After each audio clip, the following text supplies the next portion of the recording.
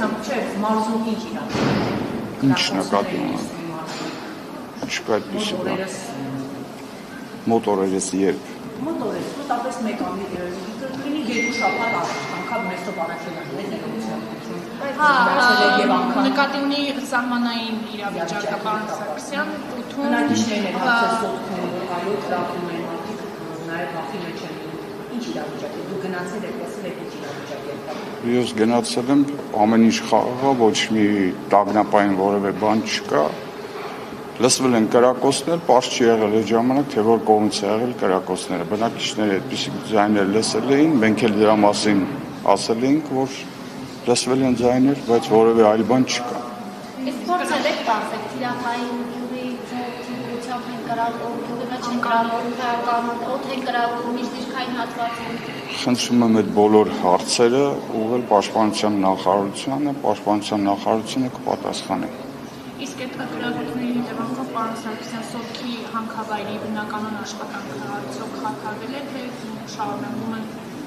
Ոչ որևէ այդպիսի բան չկա, Սոտքի հանքավայրը իր բնականոն ունով ու աշխատանքները կազմակերպում են։ Որևէ դադար այդ առումով չի եղել։ Որպես մարզի մարզվեց, արդյոք ձեզ տարվում է անհարց, որ ադրբեջանցիները մինչև օրս զավթած են անում Գեղարքունիքի մասին հաշվարկներ եւ նրանք հետ վերադարձի պահանջ Հայաստանի իշխանությունների կողմից չեն տեսնում եւ որը ամրագրված չէ նաեւ խաղաղության պայմանագրում։ Ուզում եմ ձեր դիտարկմանը չհամաձայնվել, որ Հայաստանի իշխանությունները այդպիսի հարց չեն բարձրացնում, չարաչար սխալվում եք ու բացի դրանից էլ մենք խոսել ենք բազմաթիվ անգամներ այդ մասին, որ սահմանազատման դեպքում այդ հարցերը կկարգավորվեն։ Ես այս բանին որևէ ժամկետներ չեմ կարող նշել։ Կոնկրետ այդ հարցերի մասով խնդրում եմ Պաշտպանության նախարարությանը դիմել։ Շատ լավ, ես ասում եմ դիմեք Պաշտպանության նախարարության։ Ես գիտեմ,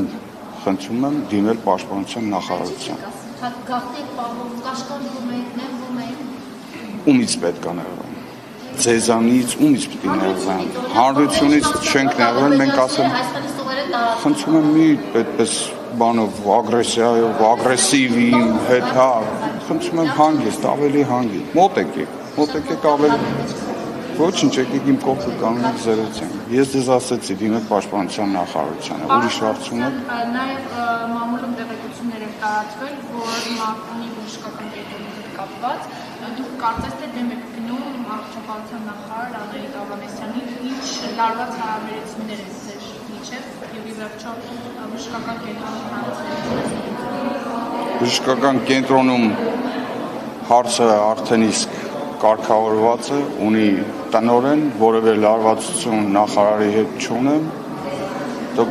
Հիվանդանոցի բժշկական կենտրոնի տնօրենի մրցույթը մի քանի անգամ չի կայացել, վերջին անգամ նշանակել են քննող խումբ, ունեցել ենք, ձևավորել ենք քննող խումբ, որի արդյունքում իմ լիազորությունների շրջանակներում նշանակել եմ բժշկական կենտրոնի տնօրեն։ Ես եմ շնորհակալ։